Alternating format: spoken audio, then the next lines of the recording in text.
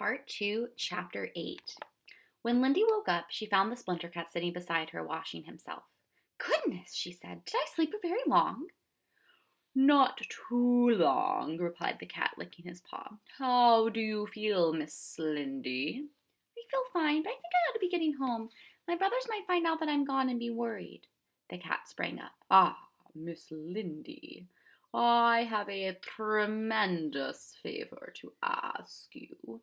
I wonder if you would help me with this." He produced a large ball of wool. "Every friend that comes to visit makes a cat's cradle with me. I add it to my house. It's like signing my guest book." Lindy frowned. "All right, but please hurry." She was beginning to feel a little annoyed. "What do I have to do?" The Splinter Cat worked the wool quickly between his paws until it made a pattern of crossed threads. "Now, Miss Lindy, use the finger and thumb of each hand and pick up the wool in the middle." Lindy did as she was told, and the cat transferred the threads to her hands. "Perfect," breathed the Splinter Cat. He lifted a paw to take up the wool again. Somehow the thread slipped, and Lindy found her hands bound by the brightly colored strands. "Oh dear," the cat blinked in alarm. It's slipped out of my grasp. Hold on, dear friend. Let me unwind you." He turned Lindy around. "I think the wool goes under here and through here." Lindy began to feel dizzy, for the cat passed the ball of wool under her arms and around her waist, and then over her hands so quickly that she hadn't time to follow his movements. The results were disastrous, for by the time the cat had finished, she was so tangled up in the wool that she couldn't move. "What have you done?" she said in an angry voice. "I told you I wanted to go home. It's terribly late and you promised we'd be back in an hour." Well, how goes it?" said a familiar voice, and Lindy felt a chill run up her spine. The Proc's tall frame filled the doorway. The Splinter Cat cast a quick look toward Lindy. "Good heavens, Splinter Cat, what have you been up to?" The Proc began to laugh. The cat chuckled. Lindy had seen and heard enough to know that she was in terrible trouble. She glared at the Proc. "I know what you're doing," she said desperately, trying not to cry. "You just stop all this and let me go home. The professor is going to be furious with you when he finds out." "He already knows, my dear," the Proc replied casually, "and I've told him that if he wants you back, then he must stop trying to reach the Whangdoodle. If he agrees, you may go home at once." "What if he doesn't agree?" "Well, that's a problem we'll just have to face when the time comes." He turned to the Splinter Cat. "Keep her here. I'll be in touch. I've got to push on to the palace."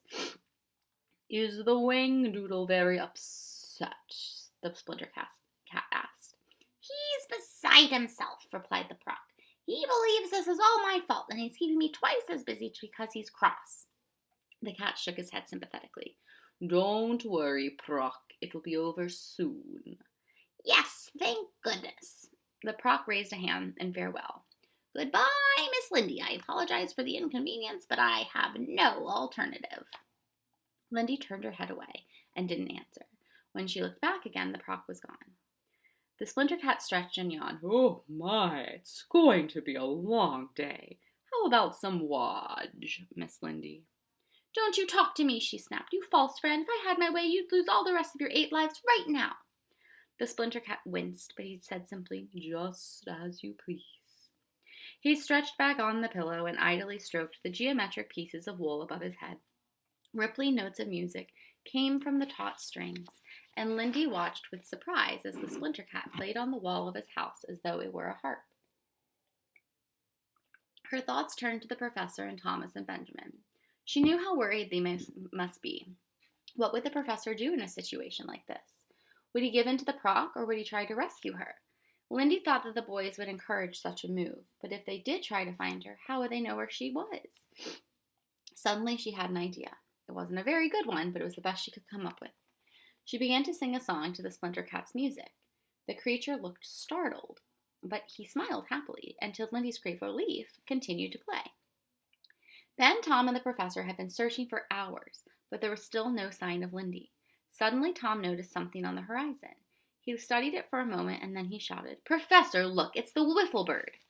They watched as the wiffle bird flew straight to them and settled on Tom's shoulder. He patted the beautiful feathers and said, I knew you'd turn up sooner or later. We're in a terrible fix, wiffle bird. We can't find Lindy. We simply must reach her somehow. The bird made sympathetic noises and preened herself. At that moment, an eerie sound echoed across the plateau. It was a dreadful noise, mournful and lonely, a wailing, sobbing cry that moved up and down the scale and went echoing around the mountains. What on earth was that? Ben spoke in a hushed voice.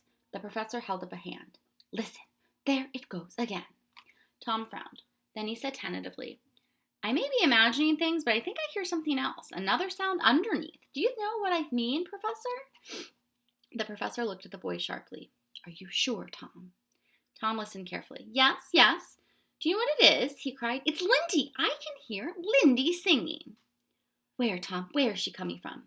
The boy strained to pick out the tiny, fragile sound among the shifting echoes. Then, for a moment, the wailing stopped, and in the silence, Lindy's voice came through clearly. That way, Tom yelled, pointing. That's where she is. No one was prepared for what happened next. The wiffle bird suddenly shot up into the air. Mayday! She screeched. And then again, Mayday! The professor looked up and saw a huge shadow coming toward them. Look out! He cried, grabbing both boys and shoved them to safety under the nearest tree. Seconds later, a whirling sound like a hurricane flattened them to the ground. What is it? What is it? Gasped Ben in panic.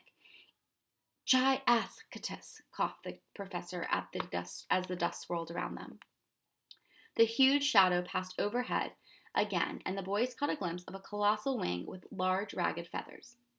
Black talons scraped the earth as the monster above them banked to avoid the tree, and the swirling air engulfed them again.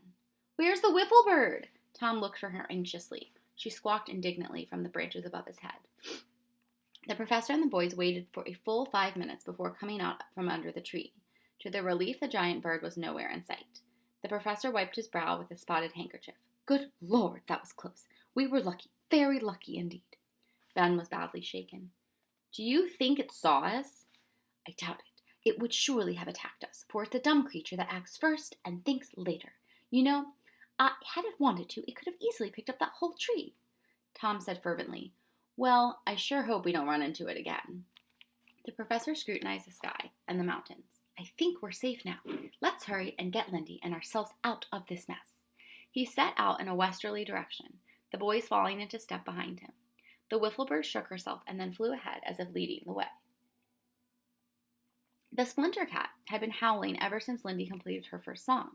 In the beginning, he had played the accompaniment for her, overjoyed at the sweet music they were making together. But as the song progressed and Lindy's clear voice sang the melody to perfection, the cat's amber eyes filled with tears. He continued to play and every once in a while drew a paw across his face and sighed deeply. When the song was over, he said with feeling, Oh, Miss Lindy, you sing so sweetly. Thank you. It's because you play so well, replied Lindy, seeing that the cat was flattered. She added, Let's do some more. This is fun. The cat took up the accompaniment once again, and Lindy put all the expression she could into her voice. The splinter cat began to blink furiously, and suddenly he could control his feelings no longer. He rolled back his head and howled. Lindy quickly realized that the howling was much louder than her voice and would carry twice as far. If the professor and the boys were anywhere in the vicinity, they would certainly hear it. She continued to sing. Oh, Miss Lindy, the cat bawled. Stop. I can't stand it. It's so pretty. His back leg drummed the floor in ecstasy, and his fluffy tail waved rhythmically back and forth. Please play something else, coaxed Lindy. I'm having such a good time. The splinter cat hiccuped and wiped his nose. He began to strum another melody, but when Lindy joined in, the strain became too great and he broke down completely. Stop, stop, stop, he sobbed and rolled on the floor, covering his head with his paws. Lindy took another deep breath and wondered how much longer she could keep this up. She almost choked with surprise as the professor's head came into view over the threshold. He cautiously peered into the room, saw her, and put a finger to his lips, then ducked out of sight. The professor ran back to the bushes where the boys were hiding. She's in there, all right, he puffed excitedly. Now, the question is, how are we going to get her out? He had no sooner uttered the words than the wiffle bird, who had been sitting quietly in a nearby tree, flew to the ground, landing a foot or so from the splinter cat's pad. She squawked horribly and lay very still.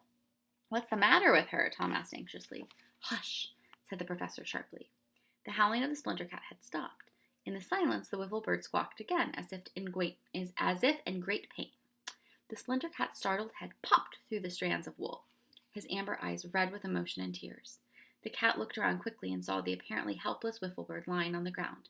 His ears pricked up, his eyes opened wide, and then became gleaming, calculating slits. He disappeared.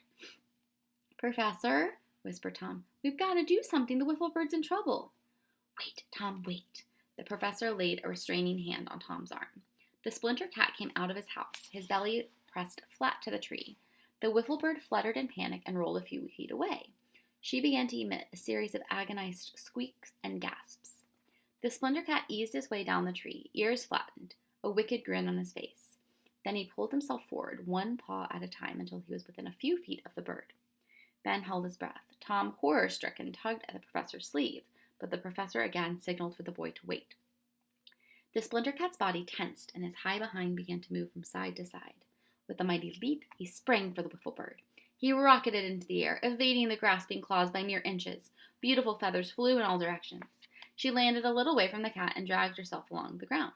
The cat looked surprised and pounced again. Once more, the wiffle bird took to the air.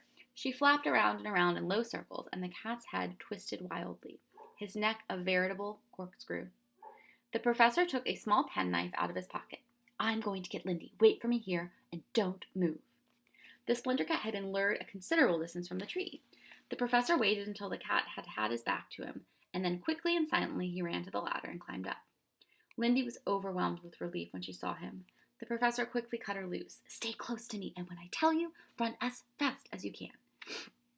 As the professor and Lindy climbed down the ladder, they glimpsed the splinter cat thrashing wildly in the air, and the wiffle bird spinning and rolling and tumbling in all directions. While the cat struggled to recover both balance and senses, Lindy and the professor ran to the bushes where the boys were hiding. The children embraced each other silently. "Now what do we do?" whispered Ben. "We wait and see if the wiffle bird is going to be all right, and then we get out of here." By some miracle, the wiffle bird had evaded all attempts at capture. The cat, obsessed with the desire to catch this annoying and elusive bird, made a last flying leap, jaw snapping, teeth tearing, yowling, snarling, and slashing the air with his claws. The wiffle bird shot up into the air and shrieked, "Get to the point!" The splinter cat crashed to the ground. "Get to the point! Get to the point!" Get to the point. The point. The point. The professor looked around in desperation. "That's where she means. The point up there." He indicated a needle-sharp rock at the top of the hill. "Run, children. Run for your lives." He grabbed Lindy's hand and began the steep ascent, scrambling over rocks and stones. The boys followed. The wiffle bird flew above them and shrieked again. Dazed and completely frustrated, the splinter cat picked himself up and looked around. As his vision cleared, he saw the children and the professor. With a demented howl, he streaked toward them, legs churning, his powerful high behind propelling him up the hill in giant leaps and bounds. "He's gaining on us," gasped Tom. "Don't look back," the professor yelled. He put on a burst of speed, and Lindy, who still clung to his hand, felt herself momentarily lifted off the ground. They were almost at the top of the hill, but the splinter cat was horribly close. Ben felt the ground shaking, and he heard the cat panting behind him with murderous fury. With a last mighty effort, the creature sprang. "Got you, got you, got you," he roared triumphantly, his huge paws spread wide, the wicked-looking claws flashing like steel knives in the sun. The professor grasped the narrow rock and swung around, pressing himself and Lindy flat against the rough stone. The boys flung themselves to the ground, and the cat sailed over their heads, a crazed, fearful look on his face. "Whoa! Oh, yow!" he shrieked, his back legs trying desperately to break his tremendous speed, but it was too late. On the other side of the rock, the hill fell away sharply, and the splinter cat sailed over the edge and landed on the steep incline. His long back legs pushed him forwards and upwards and over, and he rolled and bumped and crashed from side to side, trying desperately to gain a foothold. Great furrows of earth appeared as he dug in his heels. Billowing clouds of dust rose behind him as he plunged, howling at the top of his lungs, all the way down. At the bottom of the hill, he tumbled into a field of bright mustard yellow flowers and completely disappeared. The professor began to chuckle. Relief and exhaustion flooded over him. "It's a well-known fact," he explained, "that splinter cats, with their high behinds, are very good at climbing up hills, but they're very bad at going down. Good old Whiffelbird. She knew what she was doing when she told us to get to the point. I can't help feeling sorry for the Splinter Cat, said Lindy. Don't, my dear. If I'm not mistaken, our furry friend just landed in a field of catnip. He should be ecstatic for some time. What's ecstatic? She asked. Suddenly, with a squeal of happiness, the Splinter Cat exploded out of the flowers. He did a double somersault and landed in the blossoms again. His head popped up with one of the blooms clamped idiotically between his teeth. There was an intoxicated, happy grin on his face, and he began to leap about as if dizzy and delirious. Ooh-wee! The children and the professor watched as he yelped and bounced. Stop it! Stop it! I like it! He rolled on his back, kicking his legs in the air. Oh, sweet, sibilant Splinter Cat! He howled with laughter as though he were being tickled unmercifully. The children began to giggle as well. Help! Help! I love it! I love it! They heard the cat mumble passionately, and he went tearing off around the field, tumbling and turning, sniffing and sneezing, twittering and flutting, in an absolute dither of delight. That, Lindy, said the professor, is a perfect example of the word ecstatic.